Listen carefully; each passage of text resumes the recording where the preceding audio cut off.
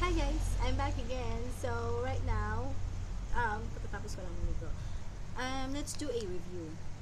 Okay, this is a Korean product.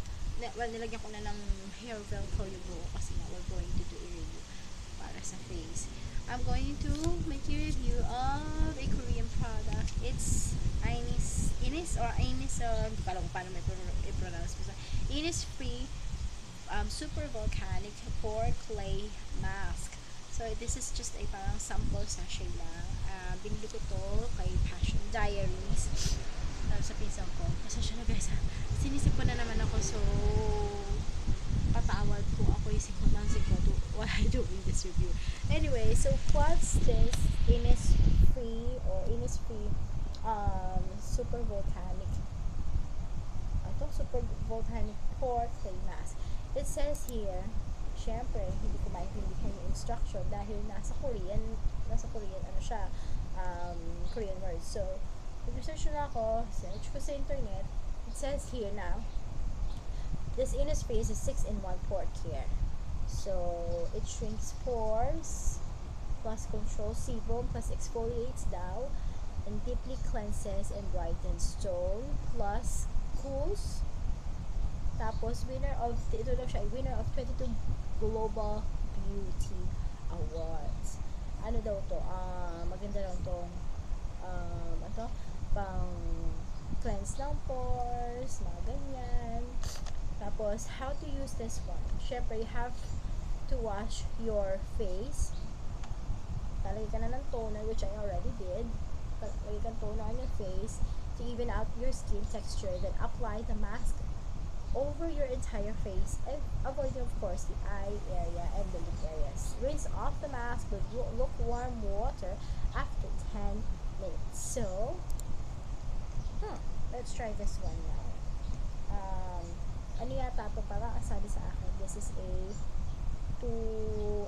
dalawang beses mo daw siyang gaganito kasi madami naman daw siya. So, with my hair velcro, at natatanggal siya, let me arrange it again.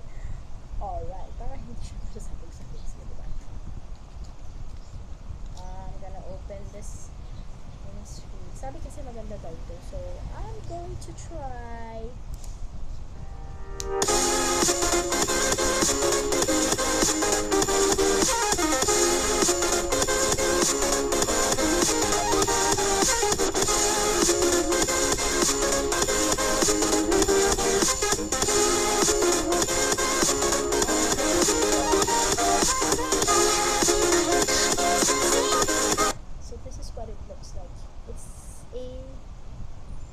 Parang clay siya.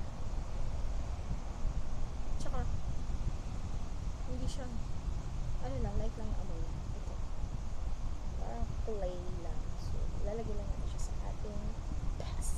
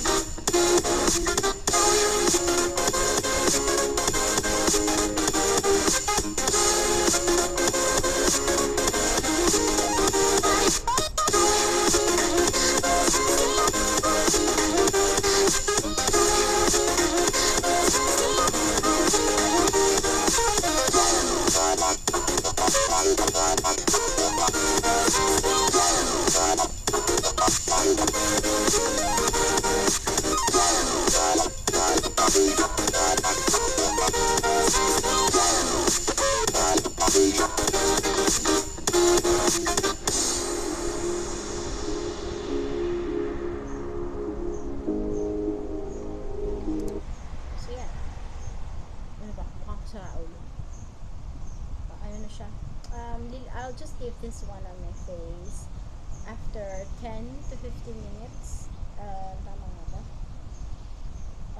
Basta ganun, mga 10 minutes, I'll leave it on my face, then I will get back to you for the next update. So, it has been 15 minutes has passed. So, nilagay ko tong clay sa aking mukha. And it feels so cold. Kasi, cold. Yeah, cold siya. Malamig siya dito sa banda rito. Basta malamig siya sa face.